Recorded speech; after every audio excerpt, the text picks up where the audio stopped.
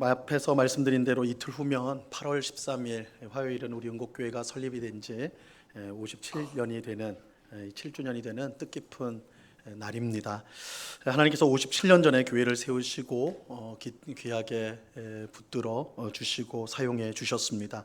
우리 소천하신 박윤성 목사님과 윤순환 사모님을 비롯해서 많은 장로님, 권사님, 안수 집사님, 또한 우리 성도님들, 집사님들, 성도님들, 그리고 교육자님들의 수고와 헌신, 눈물을 통해 교회가 든든히 서 왔습니다. 오늘 우리는 앞서 교회를 세운 신실한 주의 종들의 헌신과 수고에 감사하고 우리 또한 그들을 따라 주님이 세운 교회를 더욱 든든히 세우는 일에 힘써야 되겠다라는 그런 마음을 가져야 할 것입니다. 오늘 예배가 그런 감사와 다짐의 마음을 교회의 주인이신 예수님께 올려드리는 그런 복된 예배가 될 수 있기를 바랍니다. 우리는 오늘 읽은 본문을 통해서 이 57주년을 맞은 우리 교회가 어떤 교회가 되어야 하는가 함께 생각해 보도록 하겠습니다. 우리는 지난 주일에 이스라엘의 네 부류의 지도자가 중에 하나인 제사장에 대해서 우리가 함께 살펴보았습니다. 이스라엘은 네 부류의 지도자가 있다고 말씀을 드렸어요. 재판장, 왕, 그리고 제사장, 그리고 우리가 다음 주에 이제 살펴봐야 될 선지자, 이렇게 네 부류의 지도자가 있었습니다. 이스라엘의 진짜 지도자, 진짜 왕은 하나님이세요. 하나님이 이스라엘을 다스립니다. 사실은 온 세상을 다스리는 진정한 왕이시고 통치자가 하나님이시죠. 그렇기 때문에 이스라엘의 이 네 부류의 지도자들은 세속의 지도자들처럼 어떤 권력, 권세를 스스로 가져가지고 자기의 뜻과 또한 자기가 바라는 대로 그 권력을 사용하는 그런 것이 결코 아니었습니다. 그들은 하나님으로부터 권세를 위임받은 사람들이고 그 위임받은 권세를 가지고 자신의 뜻이 아닌 하나님의 뜻을 이루는 지도자들이에요. 이게 이제 가장 이스라엘의 지도자들의 가장 중요한 특징이라 말씀을 드렸습니다. 자, 이것은 오늘날 지도자의 자리에 있는 성도들에게도 중요한 교훈을 주죠. 하나님을 믿는 우리는 진짜 왕, 진짜 지도자가 하나님이라는 것을 잊어서는 안 됩니다. 그러므로 내가 마치 권력을, 권세를 소유한 것처럼 자기 마음대로 그 권력을 남용해서는 안 됩니다. 우리는 하나님의 뜻을 이루기 위해 권력을 위임받은 사람들이에요.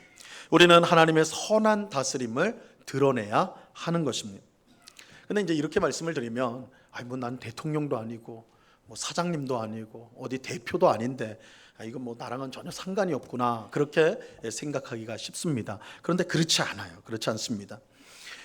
만약에 우리가 자녀를 두고 있는 부모라면, 혹은 직장에서 여러분들이 사장님은 아니더라도 아랫 직원이 있는 그런 위치에 있다면, 또 교회에서 직분을 받은 분이라면 그분은 지도자예요. 그분은 지도자. 이 지도자라는 건 지도력을 갖고 있는 것인데, 아랫사람이 있다는 것, 부모에게는 자녀가 있고 직장에서는 자신의 부하 직원이 있는 것이고, 또한 이제 교회라면 또 섬겨야 될 성도가 있는 것이죠. 그렇다면 여러분은 하나님이 맡겨주신 권력으로 이 자녀를, 아랫 직원을, 또한 성도를 다스려야 하는 것입니다. 하나님께서 우리 자녀를, 또한 아랫 직원을, 성도를 다스리는 것처럼 우리가 그 일을 하나님이 위임하신 권력으로 그들을 다스려야 한다는 것입니다.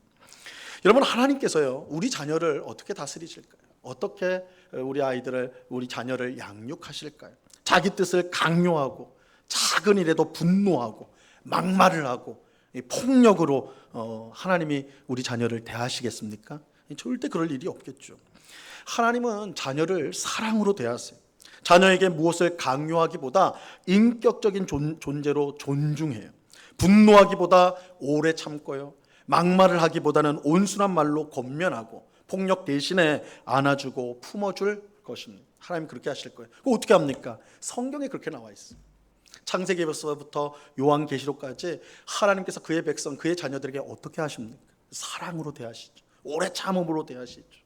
그렇죠? 그들의 변화가 그들을 구원하고 그들이 변화되기 위해서 늘 애쓰고 힘쓰는 그런 모습으로 하나님 나오시잖아요. 하나님 우리 자녀를 하나님이 키우신다면 그렇게 키우실 거라. 하나님께서 우리에게 부모의 권력을 주신 것은 하나님의 그러한 모습으로 자녀를 다스리라고 우리에게 부모의 권세를 주신 것입니다. 이것은 직장에서 아랫사람을 대하거나 또한 교회에서 다른 성도를 대할 때도 마찬가지예요. 하나님이라면 내 아랫사람, 아랫 직원에게 하나님이라면 어떻게 하실까? 적자생존의 세상이고, 그죠? 먹지 않으면 먹히는 세상이라서 어쨌든 아랫사람들 쪼아가지고 억압해가면서 내 이익을, 또한 내가 얻고자 하는 것을 얻는 것이 세상의 원칙이고 세상의 모습인데, 나도 그러면 그리스도인 하나님을 믿는 나도 세상이 그렇게 하니까 나도 그래야 되는가? 만약 하나님이 여러분의 자리에 있다면 하나님 그렇게 하실까요? 그러지 않으실 거예요. 그 직원의 나의 이익보다 내 부하 직원의 이익을 먼저 생각할 것이고, 그 사람의 형편을 돌아볼 것이고, 그죠? 아주 비인격적인 그런 폭력적인 말과 행동을 하지 않고 오히려 온유함으로 붙들어주고 보호해줄 거란 말이에요. 하나님 그렇게 하실 거란 말이에요. 하나님이 우리를 직장에서 윗사람이 되게 하신 것은 그런 권력으로 사용하라는 거예요. 교회에서도 마찬가지죠. 이것이 성도가 가져야 될 지도자의 모습이고 리더십이에요. 여러분, 한 나라를 다스리는 대통령부터 한 가정을 다스리는 부모까지 하나님의 마음으로 다스린다면 우리의 가정과 우리의 직장과 우리가 있는 교회와 또한 공동체와 이 사회가 얼마나 아름답게 변화될까요? 지금의 모습과는 완전히 다른 모습을 가지지 않겠습니까? 이건 상상만 해도 너무너무 행복하잖아요. 세상 사람들에게 그렇게 해야 됩니다 말하는 거 소용없는 일이에요. 우리 성도, 하나님 믿는 성도, 모든 권세가 하나님으로부터 주어진 것을 알고 하나님이 주신 권력을 우리가 위임받은 사람이라는 것을 아는 성도가 그렇게 살아갈 수가 있고, 우리 성도가 다 가정에서, 일터에서, 사회에서 그런 삶을 살아간다면 우리가 있는 공동체에 변화가 일어나게 될 거라는 거예요. 이것이 하나님께서 네 부류의 지도자, 신명기 말씀을 통해서 네 부류의 지도자들을 가르치는 아주 중요한 그 중요한 교훈 중에 하나인 것입니다. 자, 우리는 이스라엘의 네 부류의 지도자 중 재판장과 왕을 이미 살펴보았고요. 우리 지난 주일에는 제사장에 대해서, 제사장을 포함한 레위 지파에 대해서 생각해 보았습니다. 우리가 이제 지난 주일에 특별히 주목한 부분이 있죠. 하나님께서 레위 지파를, 12지파 중에 레위 지파를 굉장히 특별하게 선택을 하셨다라고 말씀을 드렸습니다. 근데 그렇게 한 이유가 뭐라고 그랬어요? 이스라엘 전체 백성의 신앙 상태를 점검하기 위함이라고 했잖아요. 이게 리트머스 시험지와 같다. 신호등과 청신호, 적신호라고 제가 지난 시간에 말씀을 드렸습니다.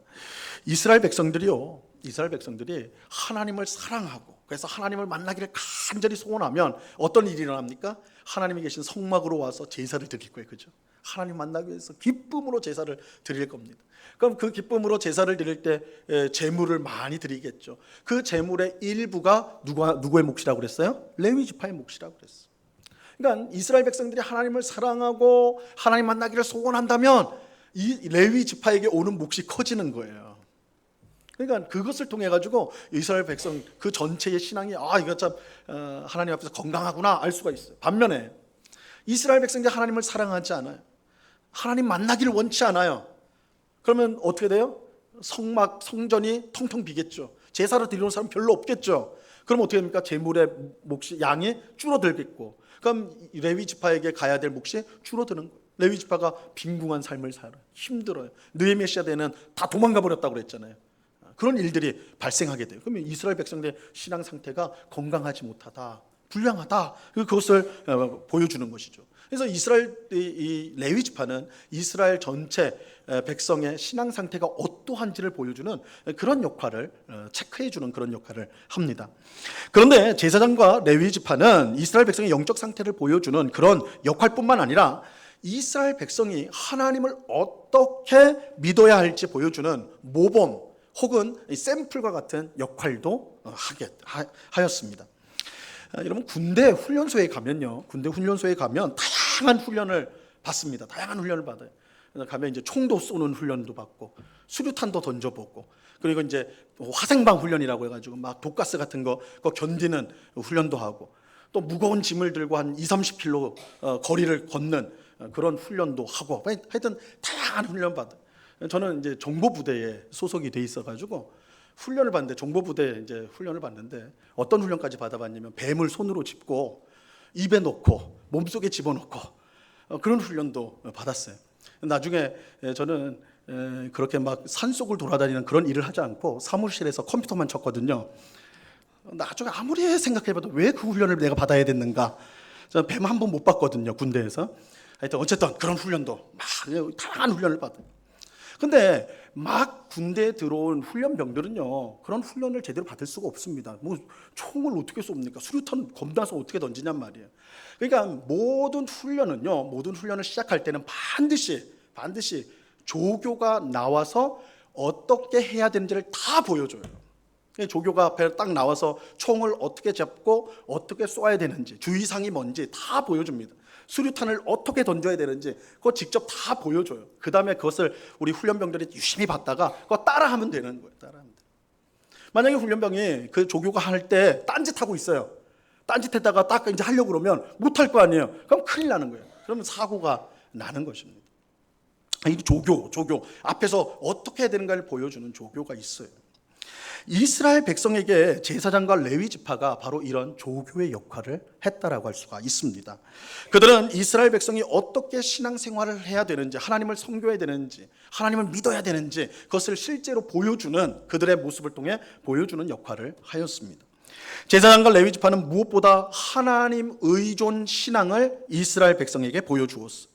모든 지파는요, 가나안 땅을 기업으로 받았지만 레위 지파는 받지 못했습니다. 대신 레위 지파는 땅이 아닌 뭘 받았다고 그래요? 기업으로 뭘 받았습니까? 하나님을 받았어요. 하나님을 기업으로 받았어요. 이게 무슨 뜻이에요? 레위 지파는 땅에서 난 곡식이나 가축을 통해 사는 게 아니라 무엇을 통해 살아요? 하나님을 통해서 사는 거예요. 하나님을 통해서. 하나님께서 직접 그들을 책임져 주시는 것입니다. 레위 사람은 살기 위해서 땅을 바라보지 않아요. 세상의 다른 것을 바라보지 않습니다. 그들은 오직 하나님을 바라봐. 하나님께서 그들을 살게 하시기 때문입니다. 그들은 오직 하나님을 위해 일을 해요. 하나님께서 그들의 기업이 되시기 때문입니다. 그들은 고난이 오고 힘든 일이 생길 때 사람의 지혜나 힘을 찾지 않습니다. 하나님께서 그들의 구원자와 보호자와 인도자가 되시기 때문입니다. 이스라엘 백성은 이런 레위 사람들을 보면서 하나님을 믿는 사람이 어떻게 살아야 하는가를 깨달을 수가 있는 거예요. 가나안 땅을 차지한 이스라엘 백성은요, 얼마든지 하나님을 잊어버릴 위험에 빠질 수가 있었습니다. 여러분, 가나안 땅은 이전에 이스라엘 백성들이 40년 동안 살았던 광야와는 전혀 다른 땅이에요. 광야는 뭘 할 수 있는 땅이 아니에요. 이제 버려진 땅, 아무것도 할 수 없어요. 그런 땅에서 40년 살았거든요. 그럼 이스라엘 백성이 가나안 땅에 들어오니까 이거는 상황이 360도 완전히 다른 거예요. 그죠? 거기에는 풍성한 곡식이 자라고 열매, 모두 과실이 엄청나게 많아요. 얼마나 그 비옥한 땅에서 얼마나 농산물이 잘 나오는지 몰라요. 이스라엘의 과일은 지금도 유명해요. 지금도 이스라엘은 과일 수출하는 나라로 유명하거든요. 그러니까 얼마나 풍성합니까? 그죠? 그러니까 그 풍성함을 계속 누리면 어떤 위험이 있어요? 야, 하나님 안 믿어도 살 수 있겠네 하는 생각이 드는 거예요. 내 힘으로도 얼마든지 살 수 있겠네. 광야에서는요, 하나님을 의지하지 않으면 그날 죽어요. 하나님 만나를 끊어버리면 죽는 거예요. 하나님이 반석에서 난 물을 주지 않으면 그날 죽는 거예요. 그러니까 하나님을 의지해야 돼요. 근데 가나안 땅은 기도 안 해도 내 밭에 먹을 게 쌓여 있어. 내 창고에 먹을 게 쌓여 있어. 그러니까 하나님을 잊어버릴 위기가 있어요. 위기. 또 가나안 민족과 그 주변의 민족들이요, 수많은 우상들을 섬겼습니다. 얼마나 많은 우상들이 있는지 몰라요. 근데 이스라엘 백성들이 하나님만 믿다가 이 가나안 땅에 들어오니까 이렇게 많은 우상을 봤는데, 야, 이 우상이 약속하고 있는 거, 우상을 믿을 때 주어지는 것이요, 너무너무 좋은 거예요. 하나님 믿으면 하나님도 물론 복을 주시는데, 하나님은 지켜야 될 게 많잖아요. 율법 주시면서 너 이렇게 살아야 돼, 이거 많거든요. 근데 우상은 그런 게 없어요. 하여튼 뭘 재물만 바치면 이건 뭐 자판기 같이 자동 판매기에 막 부어준대요. 부자가 되고 싶으면 바알에게 가가지고 재물을 바치면 바알 신이 농사 잘 짓게 비도 내려주고, 아이들 좀 많이 낳고 싶으면 아세라 신에게 가가지고 그렇게 하면 또 많이 주고. 그러니까 이스라엘 백성들이 야, 이거 하나님만 믿어왔는데 그럴 필요 없겠구나. 우상 내가 이거 믿어야 신들이 이렇게 많은데, 좋은 신들이 이렇게 많은데. 그러니까 이 가나안 땅은 정말 축복의 땅이고 약속의 땅이지만 뒤집으면 하나님을 잊어버릴 수 있는 그런 땅이었어요. 실제로 가나안 땅에 들어간 이스라엘 백성 중에는 가나안 땅의 풍성함과 우상 유혹에 넘어가서 신앙적으로 파산한 사람들이 적지 않습니다. 그런 그들에게 하나님은 어떻게 하나님을 믿어야 될지 신앙을 가르치는 조교를 세워주셨는데 그들이 바로 제사장과 레위지파들이에요. 레위지파 사람들이에요. 제사장과 레위지파는 땅이 아닌 하나님을 기업으로 받았어요. 그렇게 그들은 살기 위해 하나님을 의지해야 됐던 사람들이었습니다. 제사장과 레위지파에게 하나님을 의존하는 것은 선택의 문제가 아니라 생존의 문제예요. 생존의 문제. 이스라엘 백성은 그런 제사장과 레위지파를 보면서 야, 하나님을 믿는 것이 저런 거구나. 하나님을 의존한다는 것이, 하나님을 붙든다는 것이 저렇게 사는 것이구나. 그를 생생하게 볼 수가 있었던 것입니다. 성도는 떡으로만 사는 존재가 아니라 하나님으로 사는 존재라는 것을 제사장과 레위지파는 그들의 존재로 보여주었던 것입니다. 레위지파와 제사장은 그 삶 자체가 그런 보여주는, 이스라엘 백성에게 참신앙이 무엇인지를 보여주는 그런 역할을 하였던 거예요. 여러분, 이것은 오늘날도 마찬가지입니다. 지난 주일에 말씀드린 대로 신약시대의 제사장은 목사가 아니에요. 목사가 아닙니다. 신약시대의, 지금 시대의 제사장은 누구냐? 예수님, 그리고 우리 모든 성도예요. 우리 모두가 제사장입니다. 제사장이에요. 우리 모두가 제사장이에요. 자, 이렇게 본다면 성도는요, 서로에게 신앙의 조교가 되어 주어야 되는 거예요. 사람이 세상의 돈이나 권력이나 쾌락으로 사는 것이 아니라 하나님으로 살아야 된다는 것을 서로가 서로에게 보여주는 일을 하는 것이 바로 성도여야 된다는 거예요. 우리가 그런 일을 해야 된다는 것입니다. 여러분, 어떤 교회가 훌륭한 교회입니까? 어떤 교회가 하나님이 기뻐하시는 교회일까요? 이런 조교가 많은 교회, 이런 조교가 교회 많은, 그런 조교의 역할을 하는 성도가 많은 교회가 훌륭한 교회이고 하나님이 기뻐하시는 교회예요. 누군가 우리 교회를 딱 찾아와서 보는데 성도들이 이 세상 사람들이 돈을 따르고 즐거움을 따르고 하여튼 세상의 것들을 막 찾으면 그걸 더 많이 얻으려고 하고 쌓아놓으려고 하는, 그렇게 살아가는데 이 온국교회 들어왔더니 야, 하나님으로 인해 사는구나. 하나님을 의지하면서 사는구나. 야, 사람은 하나님을 의지하면서 살아야 되는 거구나. 그것을 볼 수 있다면, 성도들을 통해서 사람이 사는 것이 하나님으로 살아가는 것이구나, 그걸 깨달을 수 있다면 그 온국교회가 정말 복된 교회죠.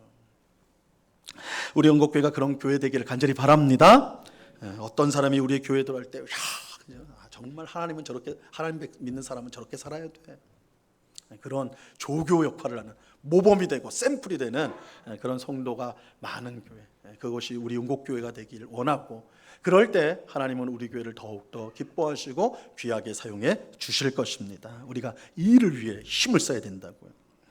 한편 오늘 우리가 읽은 이 본문 6절에서 8절에 보면요, 이 내용은 지방에 흩어져 살던 레위인이 그곳을 떠나서, 자신이 살던 곳을 떠나서 여호와께서 택하신 곳, 여호와께서 택하신 곳이라는 것은 하나님의 언약궤가 있는 성막이 있는 곳을 말하는 거예요. 그 곳에 왔을 때에 그 곳에 이미 섬기고 있던 레위인들과 똑같이 함께 하나님을 섬길 수 있다, 이렇게 말씀하고 있습니다. 자, 오늘 본문 6절과 7절 말씀 보시기 바랍니다. 이 말씀 같이 한번 읽어봅니다. 시작. 이스라엘 온 땅 어떤 성읍에든지 거주하는 레위인이 간절한 소원이 있어 그가 사는 곳을 떠났을지라도 여호와께서 택하신 곳에 이르면 여호와 앞에 선 그의 모든 형제 레위인과 같이 그의 하나님 여호와의 이름으로 섬길 수 있나니. 여러분, 성막이 없는 지역에도 레위인들이 살았습니다. 레위인들이 흩어져 살았거든요. 그러면 그 사람들 뭐 하냐? 성막을 섬기는 일을 하는 게 레위인들인데, 제가 이제 처음에 지난주에 말씀드렸습니다. 이 제사장과 레위인의 두 가지 사명이 있다고 그랬어요. 첫 번째는 우리가 아는 대로 제사와 성막을 섬기는 일이에요. 또 한 가지는 율법을 가르치는 일이에요. 율법을 가르치는 일. 그러니까 이 성막이 없는 곳에서 사는 레위인들은 율법을 가르치는 일을 했을 거라고 알 수가 있는 것이죠. 그런데 그런 레위인의 성막이 있는 그런 레위인이, 그러니까 성막이 없이 말씀만 가르치던 레위인이요, 어느 날 성막이 있는 곳으로 왔을 때, 그죠? 근데 그 기존에 성막을 섬기는 레위인들이 있을 거 아니에요, 그죠? 있을 겁니다. 근데 다른 지역에서 온 레위인도요, 그 즉시 그들과 함께 성막에서 하나님을 섬길 수가 있다라는 거예요. 섬길 수가 있다는 거예요.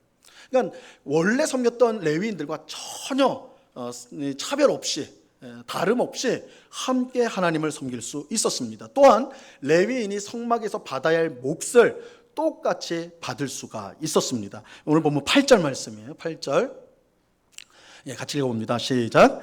그 사람의 몫은 그들과 같을 것이요 그가 조상의 것을 판 것은 별도의 소유이니라. 자, 이 말씀은 어디에 사는 레위인이든지 그의 형제들과 똑같이 하나님을 섬길 권리가 있음을 보여주는 것입니다. 하나님은 모든 레위인을 똑같이 보시고 똑같이 그들의 섬김을 받으십니다.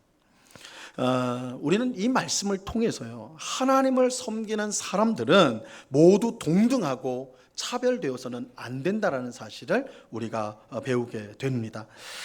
하지만 이러한 사실이 우리 현실에서는 제대로 작동되지 않는 것처럼 보일 때가 많아요.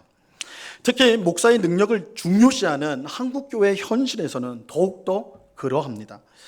여러분은 수만 명이 모이는 정말 큰 교회죠, 그죠? 그런 큰 교회를 목회하는 목사를 생각할 때 여러분 어떤 마음이 드십니까? 어떤 생각이 들어요?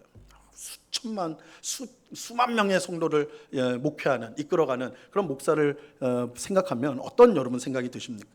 반면에 몇 명 안 되는 성도가 있는 상가, 교회 건물이 없어서 상가를 빌려서 한 구석에서 작은 교회를 목회하는, 혹은 시골에 아주 작은 그런 교회를 목회하는 그런 목사를 생각할 때 여러분은 어떤 생각이 드세요?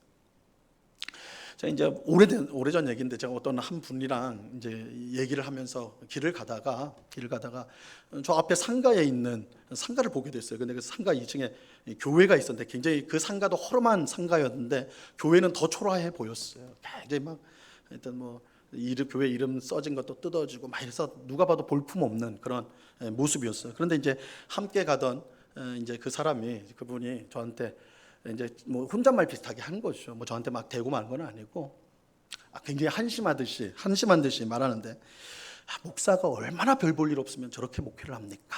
그렇게 말을 하더라고요. 제가 굉장히 큰 충격을 받았어요. 그 말을 듣고. 막 하고 싶은 말은 목까지 올라왔는데, 그러면 이거 싸우자는 거니까 그러진 않고 그냥 지나쳤어요. 근데 만약에 그 분이 정말 우리가 이름만 대도 알만한 큰 교회 앞을 지나가면 뭐라고 말하겠어요? 이야, 목사가 얼마나 훌륭하면 저렇게 멋진 목회를 하는가, 이렇게 감탄을 하겠죠. 큰 교회를 목회하는 목사는 위대하고 훌륭한, 성공한 목사로 인정을 받아요. 하나님의 위대한 종이라고 불러요. 아니, 정확히 종님이라고 불러요. 종이라고 부르면 건방지다고. 한국 교회가 정말 이상한 짓 많이 하는데, 종님, 전 직접 들어봤어요. 종님이래요, 종님. 반면에 작은 교회를 목회하는 목사는 모자르고 부족한, 실패한 목사라고 생각을 해요. 큰 교회 목사가 목회하는 교회 성도들은 자부심이 넘치고 아주 적극적이에요. 반면에 작은 교회 목사가 목회하는 교회 성도들은 왠지 자신감도 없고 굉장히 소극적이에요. 이것은 어떻게 보면 우리 사회의 전형적인 모습일 수도 있어요. 명문대에 다니는 학생과 이름 없는 그런 대학교에 다니는 학생들 사이에서 그런 모습 볼 수가 있죠. 또 대기업 다니는 직장인과 중소기업 다니는 직장인 사이에서도 우리가 볼 수 있는 모습이에요. 하지만 중요한 건 이거예요. 그러니까 하나님도 우리처럼 보실까? 하나님도 우리처럼 그렇게 생각하실까? 이게 중요하죠. 하나님도 우리처럼 큰 교회 목사는 위대하고 훌륭한, 성공한 목사로 보시고, 작은 교회 목사는 모자르고 부족한, 실패한 목사로 보실까? 오늘 우리가 읽은 이 신명기 말씀은 결코 그렇지 않다, 이렇게 말씀하고 있어요. 성막을 섬기는 레위인이나 저 멀리 시골에서 살다가 올라온 레위인이나 하나님은요, 차별하지 않고 똑같이 그들의 섬김을 받으셨어요. 하나님이 보실 때 큰 레위인, 작은 레위인은 없어요. 성공한 레위인, 실패한 레위인은 없습니다. 모두가 하나님을 섬기는 똑같은 레위인이에요. 하지만 우리는 자꾸만 나누고 차별하려고 그래요. 그런데 이러한 것은요, 이미 초대교회 때부터 뿌리 깊게 내려온 아주 잘못된 생각입니다. 우리 신약성경에 보면, 고린도 전서에 보면요, 이 고린도 교회가 4개파로 찢어져 버렸어요. 4개파. 근데 이 4개파가 뭘로 4개로 쪼개졌냐면, 그들이 따르는 지도자들, 교회 지도자들을 따라서 4개파로 찢어졌습니다. 먼저 고린도 교회를 개척한 바울, 사도 바울을 따르는 바울파가 있었어요. 우린 바울파다. 우리 교회를 개척한 위대한 사도 아니냐. 우린 바울파다. 우린 바울을 따른다. 바울보다 위대한 사도, 목사는 없다. 이런 사람들이 있었어요. 그런데 이 고린도 교회에 나중에요, 베드로가 방문을 했거든요. 베드로가 누굽니까? 예수님의 수제자예요. 예수님의 처음부터 예수님 부활 승천함까지 다 본 사람이 베드로 아닙니까? 베드로가 설교하는, 베드로의 설교는 다르죠. 내가 봤는데, 내가 들었는데, 이거 아닙니까? 사도 바울은 아무리 그래도 부활하신 예수님을 이 길에서 만났을 뿐이지 잘 몰라요. 그거는 실제로 그거는 짧단 말이에요. 베드로는 내가 예수님과 함께 잘 때 말이야, 이럴 수가 있는 거야, 그죠? 그러니까 고린도 교회 성도 중에 베드로가 진짜다. 베드로가 진짜 목사님이다. 그래서 우린 베드로파, 오늘부터 베드로파가 있었어요. 우리 성경에는 게바파라고 돼 있는데 똑같은 말이에요. 게바나 베드로, 똑같은 베드로파. 근데 이도 저도 안 되는 사람이 있었는데 잘 찾아보니까 한 분 위대한 목사님이 있는 거예요. 고린도에 와서, 에베소에 있다가 고린도 와서 하나님 말씀을 가르치는 아볼로라는 사람이 있는데, 이 아볼로는요, 말씀을 기가 막히게 가르치는 분이었어요. 설교를 얼마나 잘하는지 몰라. 야, 목사라면 설교를 잘해야지. 우리는 아볼로파, 우리는 아볼로 목사님을 따른다. 이렇게 나눠져 버린 거예요. 바울파, 베드로파, 아볼로파, 이렇게 찢어졌어요. 근데 그 속에 못 든 사람들이 있었어요. 뭔가를 들긴 해야 되는데 못 들었어. 그래서 니들은 째째하게 사람 따르냐? 우린 예수님 따른다. 그래서 그리스도파가 만들어졌어. 그리스도파.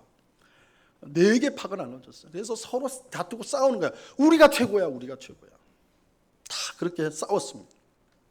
자, 이 소식을 들은 바울이요, 기가 막혔어요. 너무 기가 막혔어요.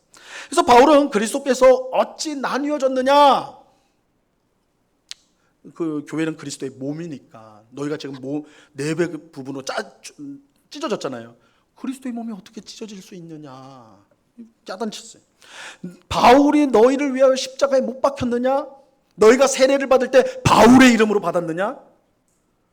아주 심하게 야단친 거예요.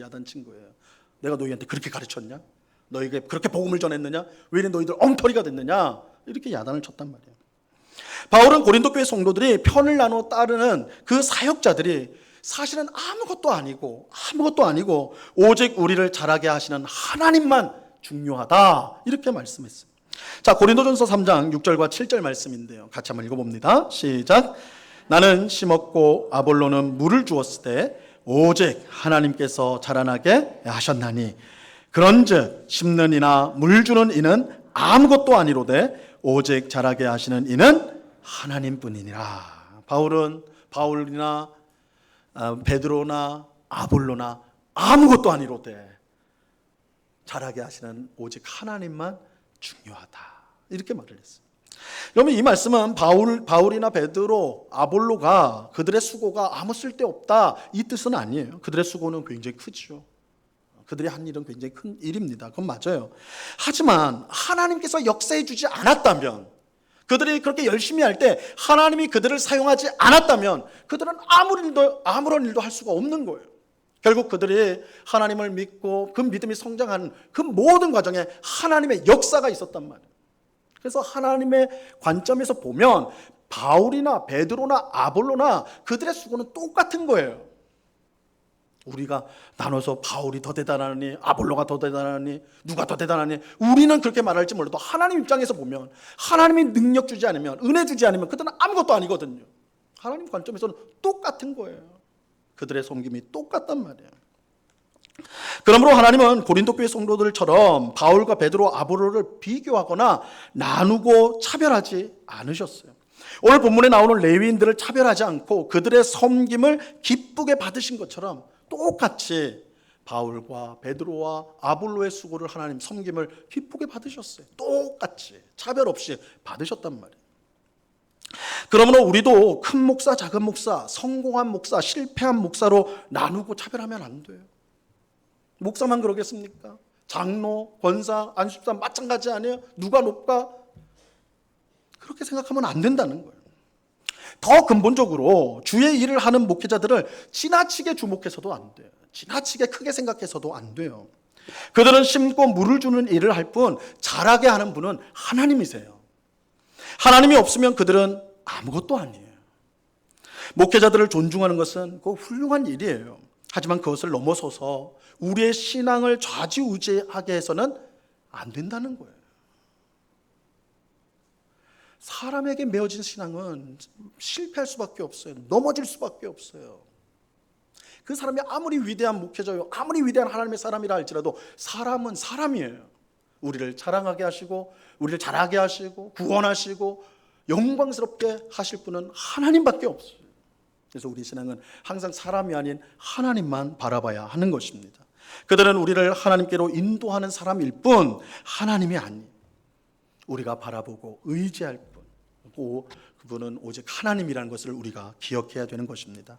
어떤 교회가 훌륭한 교회입니까? 모든 성도가 목회자들 또한 직분자들을 존경하고 존중하지만 목회자가 아닌, 사람이 아닌 하나님을 바라보고 의지하는 교회, 그 교회가 훌륭한 교회입니다.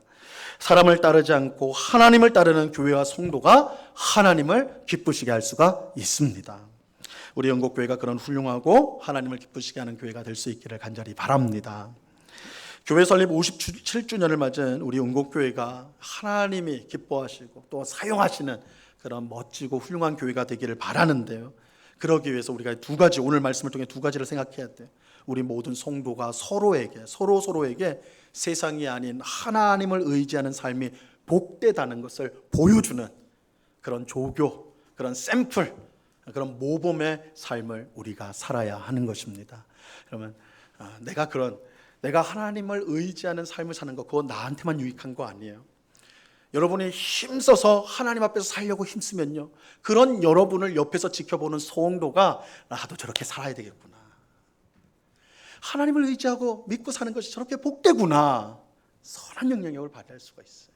그런 성도가 점점 많아지는 교회가 복된 교회예요. 복된 교회. 그래서 우리가 서로가 그런 역할을 해줘야 돼요. 우리가 일주일에 한번 이렇게 모여서 예배드리고 나머지 6일 동안은 세상에 나가 살아요. 세상에 나가 살면서 세상의 방식, 세상의 모습들을 다 흡수하는 거예요. 여기서 내가 하나님을 의지하면서 살아야 되겠다 다짐하지만 월요일부터 시작되어지는 세상 삶 속에서 하나님의 자리에 세상의 온갖 것들이 다 들어와 있잖아요. 그렇죠? 그런데 주일날 와서 옆에 있는 장로님을 보면서, 권사님을 보면서, 집사님을 보면서 하나님을 위해 사는 것, 하나님을 의지하며 사는 것이 복된 삶이구나, 하나님 말씀에 순종하며 사는 것이 정말 행복한 삶이구나, 그것을 보고 경험할 수 있다면 그 얼마나 복된 교회예요. 얼마나 복된 교회예요. 근데 그것이 점점 그런 성도가 많아질수록 그 교회는 하나님이 기뻐하시는 교회요, 하나님 보실 때 훌륭한 교회라 그렇게 하나님이 인정해 주실 것입니다. 또 한 가지는 목회자를 존중하고 또 주의 일을 봉사하는 사람들을 존중하고 존경하지만 사람이 아니라 하나님을 바라보는 그런 교회가 되어야 돼요. 하나님이 이 교회의 주인이시고 이 교회를 다스린다는 것을 온 성도들이 믿고 언제든지 하나님만을 바라보고 의지하며 교회에 어떤 어려움이 생겼을 때 하나님 앞에 먼저 무릎을 꿇는 그런 교회, 그런 교회가 될 때에 이 교회에 어떤 어려움이 온다 할지라도 그 어려움들을 오히려 우리를 넘어뜨리는 돌이 아니라 디딤돌로 삼아서 더 복된 하나님의 귀한 역사를 이루게 될 줄로 믿습니다. 이 두 가지 우리가 꼭 기억하면서 우리가 서로에게 조교가 되어지는, 믿음의 신앙의 조교가 되어지고 또 사람이 아닌 하나님만을 바라보는 그런 교회가 되도록 우리가 힘쓰는, 그래서 시간이 더 지날수록 교회가 노쇠해지는 것이 아니라 더 생생하고 더 복되게 주님이 오시는 그날까지 든든히 세워져가는 그런 복된 교회와 우리 모든 성도가 될 수 있기를 우리 주님의 이름으로 간절히 축원합니다. 기도하겠습니다. 하나님 아버지, 감사합니다. 주님이 우리 교회를 사랑하여 주셔서 이 57년 동안 주님께서 귀하게 세우시고 보호하시고 사용해 주심을 감사합니다. 이제 앞으로 더욱더 하나님을 기쁘시게 하는 교회가 되기를 원합니다. 이를 위해서 서로가 서로에게 신앙의 모범을 보여주는 샘플이 되는, 우리의 모습을 통해 하나님을 믿는 것이 어떤 모습인지를 알려주는 그런 귀하게 쓰임받는 우리 성도, 우리 교회 될 수 있도록 주님 은혜를 내리워 주시옵소서. 하나님, 그러한 삶을 내가 살기를 원합니다. 우리가 살기를 원합니다. 그래서 우리 교회에 온 누구든지 그런 우리의 모습을 보고 하나님을 의지하는 삶이야말로 복되구나, 우리를 통해 배우고 알게 되는 그런 귀한 역사가 늘 있게 하여 주시옵소서. 아버지 하나님, 우리 교회가 사람 바라보지 않고 하나님만 바라보며 하나님만 의지하는 그런 교회 되게 하여 주시옵소서. 하나님이 잘하게 하시고 하나님께서 든든하게 하시고 하나님이 모든 어려움을 이기게 하신다는 것을 알고 우리 모두가 함께 무릎 꿇고 주님 앞에 간구하며 기도하며 도우심을 구하며 이 어려운 때를 지나가는 귀한 교회, 귀한 성도 되도록 주님 사용하여 주시옵소서. 그렇게 우리 교회를 세워가시고 영광 받으실 주님께 감사와 찬송을 올려드리오며 예수 그리스도 이름으로 기도드리옵나이다. 아멘.